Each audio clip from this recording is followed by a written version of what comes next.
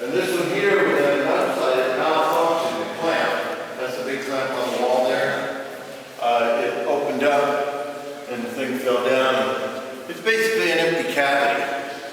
So you just walk right into it. It's well, it weighs 18,000 pounds when it's empty, and it weighs 260,000 pounds when it's full. So it's a pressurized Coke can. It's all fuel. Yeah, it's pressurized with nitrogen at 15 pounds per square inch. And then when you raise it up, you defuel the nitrogen, you put the oxygen, the kerosene in. The helium is used in flight. As it expended, the helium fills up the void. Got it. And then, Is it held from the top? yeah, it's clamped right here, and then it's clamped at the back. And then once they raise it up, the clamp detaches from the top and the bottom. And, well, actually, they hold it on the bottom. It's held for 1.5 minutes, or no, 1.5 seconds, correction. 1.5 seconds, so it takes off. It has to hold it down. Fires, let's go. Yeah. And it goes to an elevation of about 1,000 miles, and the warhead detaches, and then it continues on its way. It goes 5,000 to 6,000 miles in 30 minutes or less. And it's 500 pounds more powerful than Hiroshima. Hiroshima is a 14 kiloton. This is a 4 megaton. So 14 pounds against 4 tons. Mushroom cloud of this is 17 miles high, structural damage 90, second-degree burns 30 miles. Anything within a few miles would vanish, which excess 1,000 miles an hour.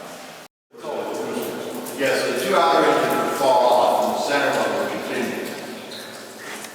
And in the 60s, this was politically correct. They didn't know it. It wasn't called a warhead. It was called a re-entry vehicle.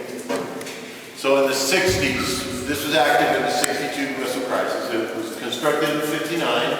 It was active from 60 to 65. And so we were going to send Russia about 90 ICBM re-entry vehicles. The 60s and 70s where the nuclear missiles used to be. It used to be on the East Coast, on the West Coast, and then central U.S. Why'd they put them right in the middle? They liked it in the middle because they felt the Russian bombers couldn't get in this far if they came. And they've gotten rid of all of these except for in this area and up in here. There's about 400 active ICBMs. Still active? Yeah. Also, they're hardened sites. If for some reason the Russians took out this missile site, you got another 90 sites over here, and these guys could take their 10.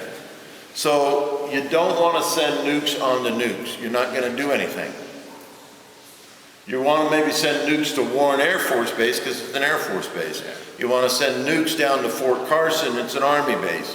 You want to send nukes to San Francisco, San Diego, New York, Florida, New Orleans. Those are naval bases.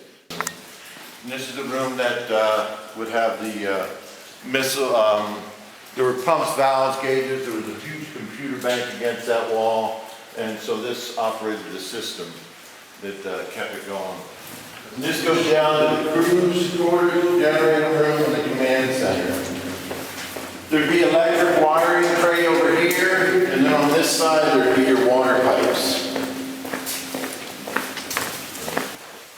And this was the command center area. The cruise quarters was down that tunnel.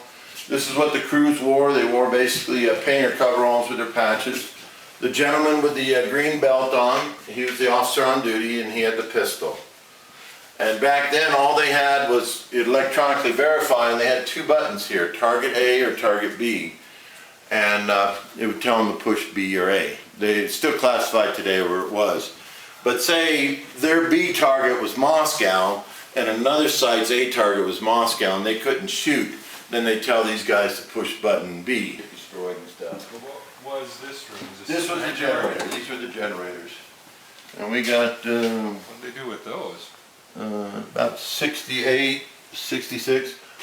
This plug here opens up. Everything goes out. Everything comes in through that. So they, you take all this stuff off. You take this off. And all this thing would fit in this hole. So when they got rid of it, they just sold them, and people bought them for, companies bought them for generators for their places of business or something like that.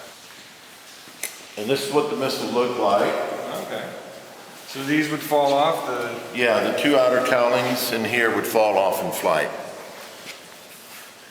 And then the warhead weighed about 3,500 pounds. And it had its own engines, or? No, it just went as trajectory went. So it got to trajectory and then Yeah. released and just fell? Yeah, yeah.